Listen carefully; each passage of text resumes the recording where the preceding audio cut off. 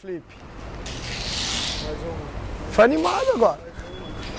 E aí, rapaziada, meu nome é Gustavo Malagoli, eu sou de Florianópolis. Meu nome é João Pedro Dantas, skatista de São Paulo, E vim ensinar pra vocês o Nollie Hard Heel Flip. estou aí para ensinar o Nollie Frontside Crooked.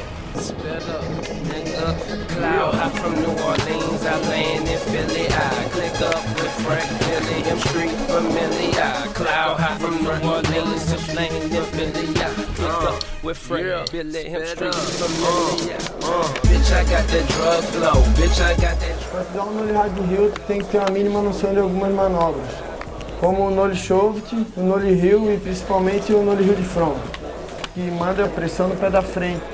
Tu vai chutar tipo um Nollie Heel, só que com a maior pressão no pé da frente.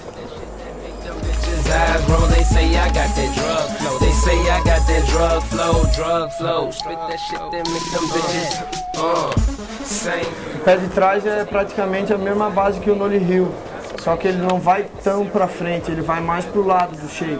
Simule o Nollie Heel de front, só que gire somente a cintura e volta o corpo pra base.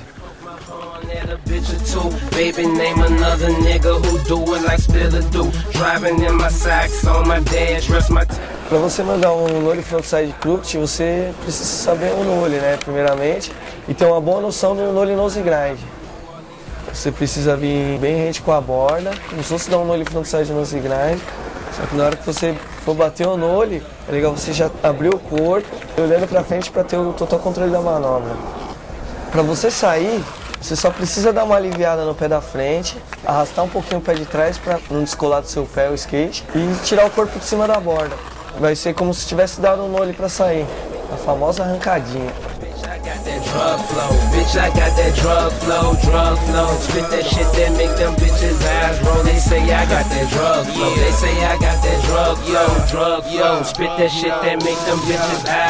Bitch, I got a drug flow.